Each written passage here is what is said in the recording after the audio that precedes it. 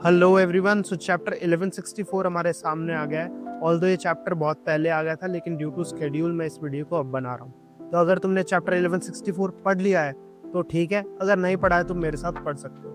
तो without any further do start करते हैं चैप्टर 1164। तो चैप्टर का टाइटल है डेबीज ब्लड। कहीं ना कहीं हमें टाइटल से पता चल रहा है कि भाई हमें डेबी डी जोन्स के बारे में और भी चीजें पता चलेंगी। बाकी चैप्टर का सीन वहीं से स्टार्ट होता है जहां पर हमने प्रीवियस चैप्टर एंड किया था।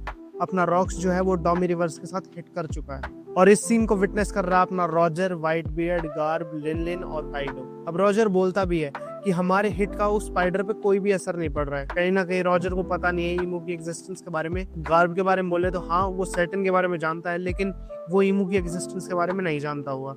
Same goes for white beard और लिनलिन भी कहती है आखिर है क्या ये चीज। और हम देखते हैं रॉक्स और ईमू की कन्वर्सेशन स्टार्ट हो जाती है। इसमें रॉक्स कहता है कि Davy D Jones former king था इस वर्ल्ड का। सुनकर अपना ईमू ट्रिगर हो जाता है और वो कहता है कि उसकी जिंदगी में एक भी मोमेंट ऐसा नहीं था जब डेबी डी जोन्स या फिर ईमू का नाम साथ में जोड़ा गया हो।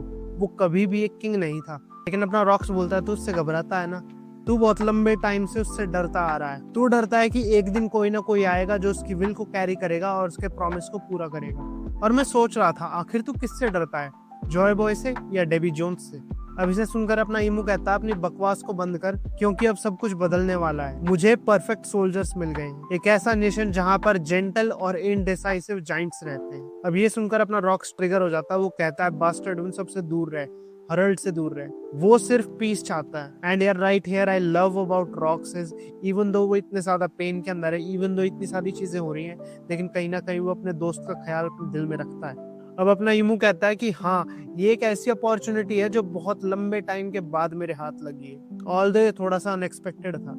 और ये बोलते बोलते रॉक्स अपना पूरा डीमन में ट्रांसफॉर्म हो जाता है। ईमू कहता है चल डेबी के ड्रीम पर फुल स्टॉप लगा दे, और वो रॉक्स को नीचे फेंक देता है। अब व्हाइट बियर्ड और लिनलिन रॉक्स के पास आते हैं और पूछते हैं कि रॉक्स तू ठीक तो है ना, आखिर उसने किया क्या तेरे साथ वहां ऊपर। और धीरे धीरे रॉक्स अपना कंट्रोल खो रहा है। इसके बाद ईमू रॉक्स को ऑर्डर दे देता है कि डेबी की लीनियज को अनहाइलेट कर दे अपने ही हाथ से। सारे के सारे ऑब्स्टिकल्स को गॉड वैली से ढूंढ और उन्हें एक एक करके खत्म कर दे और हिस्ट्री से उसके खून का नामो निशान तक मिटा दे। अब हम देखते हैं भाई रॉक्स का साइज भी बड़ा होता जा रहा है, उसके फैंग्स भी प्रॉपरली निकल चुके हैं। अब काइडो रॉक्स के पास आता है और पूछता आखिरकार तू कर क्या रहा है। रॉक्स उसे एक ही वार के अंदर दूर पटक देता है। उसके बाद वो बिग मॉम पर अटैक करता है और बिग मॉम को भी वो एक ही बार में बहुत दूर फेंक देता है। लेकिन वो जब व्हाइट बियर्ड के पास आता है, व्हाइट बियर्ड उसे एक ही बार में रोक लेता है। और भाई याद रखना, वो अपना स्वॉर्ड यूज नहीं कर रहा है, उसने सिर्फ एक सिंगल हैंड को इस तरीके से करके रोका हुआ है। और ये क्लैश इतना ही ज्यादा जबरदस्त होता है कि जो गॉड वैली के माउंटेन्स हैं वो हाफ में डिवाइड हो जाते हैं। अब कहीं ना कहीं सारे नेवी वालों को भी समझ आ रहा है कि भाई इस आइलैंड से भागने में ही भलाई है,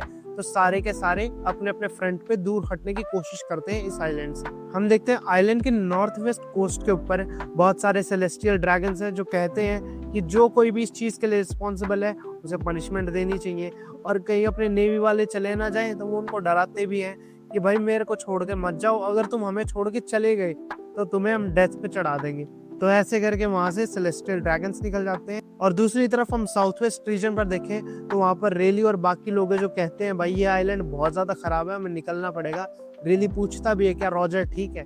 और दूसरी तरफ बाकी पायरेट्स ट्रेजर को लेकर भाग रहे हैं। दूसरी तरफ हमें ड्रैगन दिखाया जाता है जो भाई बहुत ज्यादा उदास हो जाता है क्योंकि उसके हाथ से अब शैंक्स भी छूट चुका है और उसे पता भी नहीं है कि वो कहाँ चला गया, क्योंकि जब शैंक्स ट्रेजर चेस्ट के अंदर गया था तब अपना ड्रैगन जो है वो बेहोश हो चुका था। दूसरी तरफ अपने इवानकॉफ और कुमा है। इवानकॉफ समझाता है कुमा को ये जो चीज तू कर रहा है ये बहुत ज्यादा रिस्की है, अगर तू ऐसे ही सब लोगों को बचाता रहेगा तो भाई तेरी रक्षा कौन करेगा। जिसपे अपना कुमा कहता है यहाँ पर और भी लोग हो सकते हैं, हमें उनकी भी मदद करनी चाहिए। और वो फाइनली किसी को नोटिस कर लेता है। दूसरी तरफ हम शिकी को देखते हैं जो गांजुई का ट्रेजर चेस्ट उठाकर भाग रहा होता है और सब लोग कहते हैं भाई कोस्ट की तरफ चलो ना कि फॉरेस्ट की तरफ, फॉरेस्ट में बहुत ज्यादा आग लगी हुई। दूसरी तरफ रॉक्स डेबी की लीनियज यानी अपनी वाइफ और अपने बेटे को मारने के लिए पहुंच जाता है। उसकी वाइफ देखकर समझ जाती है कि कहीं ना कहीं रॉक्स भी अब हार चुका है और ये कहीं ना कहीं उसी की गलती है। फिर रॉक्स को इन्हें बचाना भी पड़ा और लड़ाई भी करनी पड़ी इवन दो वो रेडी नहीं था। और वो भागते भागते टीच को कहती भी है अब हमारे पास कोई ऑप्शन नहीं बचा है, हमें अब सी में कूदना होगा और स्विम करके जाना होगा। और वो यहाँ पर डेबी क्लैन को खत्म होने नहीं देगी। और उन्हें सरवाइव करना पड़ेगा चाहे जो मर्जी हो। दूसरी तरफ वो जिस कोस्ट की तरफ बढ़ रहे थे वहां पर पहले से ही मरीन्स के शिप मौजूद होते हैं और वो दोनों के दोनों शिप एरिस और टीच के ऊपर फायर कर देते हैं। अच्छे से अपना रॉक्स आ रहा होता है, सारी चीजें बिल्कुल खत्म होती दिखती हैं, लेकिन तभी बीच में कुमा आ जाता है और वो अपने फ्रूट की पावर से उन्हें कहीं दूर भेज देता है और रॉक्स का अटैक नेवी शिप्स के ऊपर लग जाता है दोनों की दोनों और उन्हें बीच में से काट देता है। अब दूर से अपना इमू इस ब्लास्ट को विटनेस कर लेता है और वो सोचता है कि कहीं ना कहीं अब एरिस और टीच खत्म ही हो चुके हैं। इसके बाद वो नेक्स्ट ऑर्डर देता है रॉक्स को कि जो कोई भी साइलेंट के ऊपर है सबको खत्म कर दे। दूसरी तरफ नेवी वाले गार्ब को बुला रहे थे और कह रहे थे कि वाइस एडमिरल आप जल्दी से आ जाइए। गार्ब कहता भी है कि भाई मेरी चिंता मत करो, तुम लोग निकलो यहाँ से। और ऐसे ही अपने रॉजर के पास भी उसके पायरेट्स बोलते हैं कि रॉजर जल्दी से जल्दी यहाँ से निकल। रॉजर कहता है वो थोड़ी देर में आ रहा है, मुझे बता देना जब सारे के सारे लोग शिप पर चढ़ जाए। अब रॉक्स रैम्पेज मचाना चालू कर देता है और रैम्पेज मचाते मचाते वो पहुंच जाता है गार्ब और रॉजर के बीच में और हमें बड़ी अनयूजुअल चीज दिखाई देती है। पहली बार रॉक्स की आंखों में आंसू होते हैं जिसे देखकर कहीं ना कहीं रॉजर और गार्ब दोनों के दोनों शॉक हो जाते हैं और रॉक्स उन दोनों से बात भी करता है bye voice of all things, जो तुमने देखा होगा वानो आर्क में मोमोनोस्के और जुनिशा के बीच में भी यूज हुई। और रॉक्स रोता रोता रिक्वेस्ट करता है कि प्लीज उसे जान से मार दो। अब ये दोनों रॉक्स के बीच में खड़े हैं और रॉजर कहता है वो यहाँ से आगे रॉक्स को नहीं जाने देगा क्योंकि आगे उसका क्रू भी है। और गार्ब भी बताता है कि भाई इससे आगे तू नहीं जाएगा, तू आखिर बन क्या गया है। फाइनली हम देखते हैं गॉड वैली का क्लाइमैक्स शुरू हो चुका है। सो भाई तुम बता सकते हो तुम्हें चैप्टर कैसा लगा। In my opinion Oda sensei just deliver one of the biggest chapters once again this week. बाकी और वन पीस रिलेटेड कंटेंट देखना है तो इस चैनल को सब्सक्राइब कर लो। उसके बाद मैं बात करूंगा स्पॉइलर वाले दिन, और टेंशन मत लो, स्पॉइलर जिस दिन आएंगे उसी दिन वीडियो आ जाएगी, रिगार्डलेस कि उस दिन कौन सा डे होगा। बाकी वन पीस से रिलेटेड और भी न्यूज आ रही है, इसे मैं किसी और वीडियो में कवर कर दूंगा कि वो सीजनल होने जा रहा है या फिर क्या कुछ चीजें होने वाली है। तब तक के लिए तुम चैनल को सब्सक्राइब कर सकते हो, वीडियो को एक लाइक कर सकते हो और अपने थॉट्स या फिर अपना एक्सपीरियंस कमेंट के अंदर दे सकते हो।